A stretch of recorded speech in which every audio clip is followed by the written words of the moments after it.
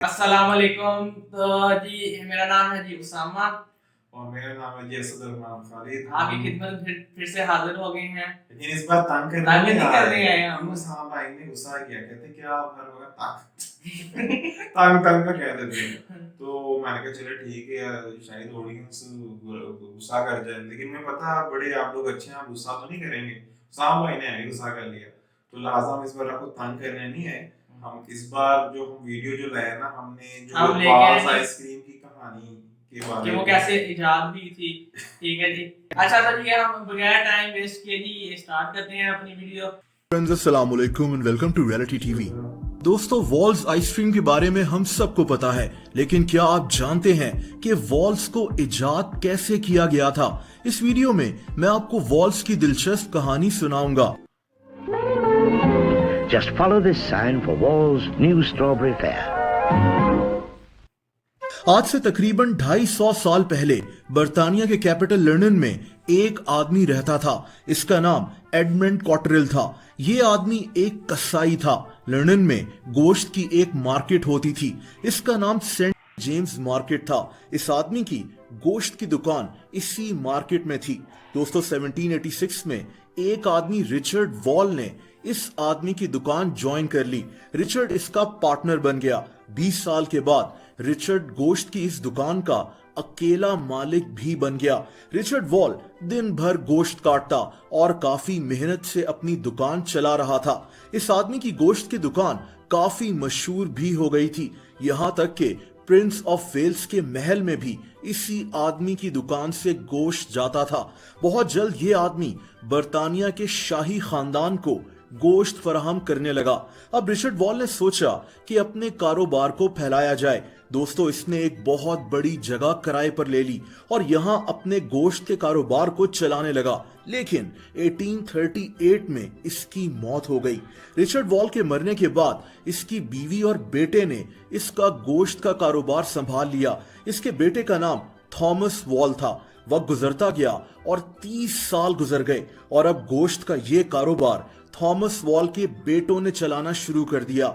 यानी ये एक फैमिली बिजनेस बन गया था। दोस्तों, इन्हीं दोनों ने गोश्त के इस कारोबार को बहुत आगे फैला लिया। ये गोश्त के अलावा सॉसेजेस बनाकर भी बेचते थे। बर्तानिया की मलका क्वीन विक्टोरिया भी इन्हीं से सॉसेजेस खरीदती थी।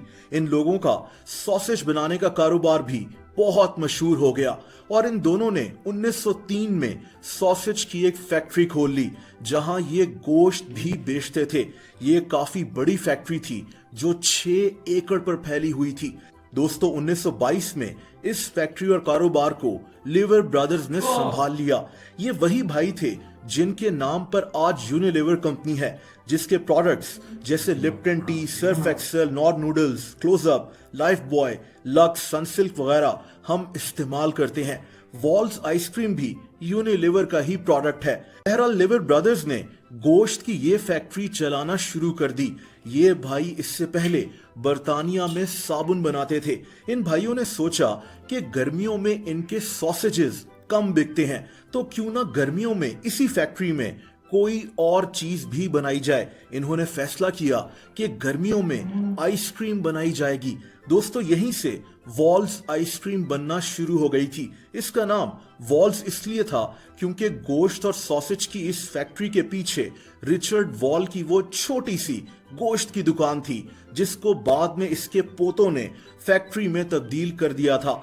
दोस्तों, आइसक्रीम का ये कारोबार इतना ज्यादा बढ़ गया कि 1945 तक इस फैक्ट्री में लाखों टन आइसक्रीम प्रोड्यूस होना शुरू हो गई। 1960 में तो वॉल्स आइसक्रीम बनाने के लिए एक अलहदा फैक्ट्री खोल ली गई, जहां 4000 लोग काम करते थे। इस तरह गोश्त के एक कारोबार से आइसक्रीम का एक बहुत बड़ा बिजनेस शुरू हो गया। वॉल्स आइसक्रीम यूनिलीवर कंपनी बनाकर बेच रही थी, लेकिन इस आइसक्रीम का नाम वॉल्स के नाम पर ही रखा गया था।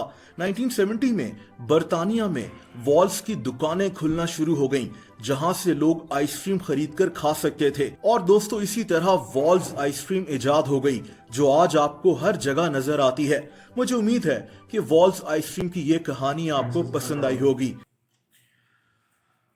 वेल जी, वीडियो बड़ी इंटरेस्टिंग थी, वीडियो और बड़ी इंफॉर्मेटिव थी। मेरे लिए भी, हम दोनों के लिए फर्स्ट टाइम ही हमें पता चला और इसके पीछे हिस्ट्री के बारे में।